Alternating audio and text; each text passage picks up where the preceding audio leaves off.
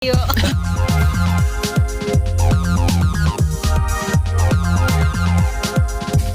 ba ang malayong topic sa kinakain ni Natawa Bika? ako kasi malayong-malayo kasi ang topic ko ngayon yung tinatawag na hallux valgus. Narinig niyo na ba yun? Hallux valgus. What is Paano that? spell yun? Bunions. Bunions. Yan yung sa paano. Oo, yung lumalaki yung mga... O, kain ka pa kikay habang nagkikwento si Doc Kaya Pen. yung hallux valgus na topic natin yan, close to my heart yan kasi ako na, operahan na ako niyan. When I was talaga. 25 years old. So, wow. so pwede kasi siyang maoperahan. Pero hindi lahat ng kaso na operahan. So, yung hallux valgus, I think meron tayong screenshot kung anong itsura ng hallux valgus or bunion. No? Yun yung matambok yung bukong-bukong ba tawag doon? Yung first, sa paa. ayan. Oh. So, pag Magpangit titingnan mo siya, parang ang sakit niya, no? Actually, masakit talaga siya, lalo na pagka pinipilit mong ipasok yung paa mo sa sapatos na makitid. So, usually, itong hallux valgus na to, makikita natin, no? Yan, grabe. O yan, no?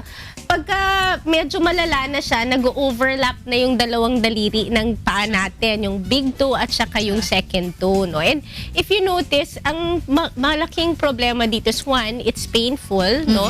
And two, yung mahirap na maghanap ng sapatos. So, yan ang nagiging mga relative indications kung bakit na-ooperahan yung mga yan, no? Katulad nung sa akin. Usually yan, nakikita natin siya by physical examination, pero when we have x-rays done on the feet, makikita natin merong certain angulation na tinitingnan natin, na alam natin na medyo nandun siya sa surgical. Kasi once nag-develop yan sa paa, hindi naman natin siya mababago kahit na anong splint ang gamitin natin or yung mga massage and therapy.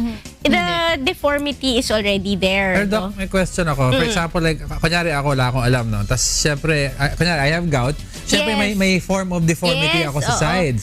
But So, how do I differentiate kung hindi ako knowledgeable between a bunion? So usually yung pain from gout, no, kasi first rin yun first toe, 'di ba? The Yes, big that's toe din right. yan.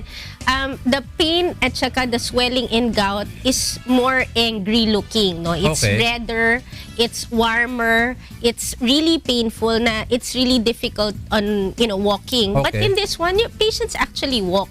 Pero pag malayo na nilalakad, sumasakit na kasi Ano yung cause kumakas nito, ka sa Doc? sapatos. So marami tayong cause niya, no. Isa nating nakikita dito yung shoe wear ng patient, no. Yung mga patients na halimbawa ako nung bata ko yung mahilig ako hanggang ngayon pointed shoes. So anyway, footwear affects the presentation of your bunions, no, lalo na kung masikip at saka yung mahilig mag high heels. Mga dancers also, because ballet, oo, 'di ba? May certain stance sila, positioning, kaya Yeah, nagde-develop din yan.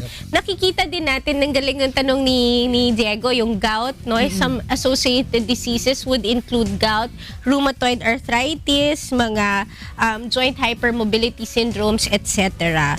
So at the end of the day, yan yung nakikita natin. We do operate on some cases, no, especially those who have high demand for their feet. They have difficulty in finding shoes or difficulty in performing their activities.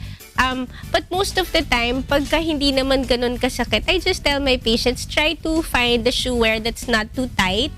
Make sure na kung merong mga nagtatanong, yung mga splint nakikita natin sa Facebook, no, avoid bunions, avoid naglalagay sila ng parang splint para nakahiwala yung paa. So maganda yung sapatos na may thong type. Tapos instead na yung strap na ganyan, mas maganda kung yung strap medyo nakaurong. Or kung magsa-strap na ganun, hindi masyadong naka-heels para hindi sumasadsad. At pinipilit na pinipuwersa yung mga daliri ng paa dun sa loob ng entrada. Pero Doc, ito ba bang yung pag-grow nitong bunions, ano ba yan? Slowly o bigla na lang siyang malaki? Usually slowly. Slowly. Tsaka genetic is also a big factor. Factor. So titignan mo yung paa ng magulang mo. Ako yung grandfather ko may ganyan. That's why. I remember when I was young, my grandfather had bunions. Posibleng mamana ito, Doc Pen. O buti sana kung kayamanan ng imamana, no? Bunions, Pero diba? bunions. Pero pagka na-surgery na, pwede nga bumalik pa. Ang ganda ng tanong mo. Very good student. Yes, pwede siya, pero maaring hindi siya ideally, kasi there are so many ways to operate on this one, and there's no one single surgery that will completely say 100% hindi babalik. Maliit lang ang percentage na bumabalik siya, pero maaari. Kaya importante pa rin that you address the shoe pair. Kasi hindi ka naman Yung tigil root sa pagsuot cause ng ban. sapatos. Ayan. Yun So, pala. tingnan niyo yung mga sapatos ninyo. Buti naka-sneakers. Alagaan ninyo at handa na yung Hindi pala kutsilyo pa ko. naman. Hindi ko wala pa. No to bunions. Oo. Yeah. Okay. Thank you, Yun Doc lang. Pet. Thank you, Doc. Salamat. Titigil ko na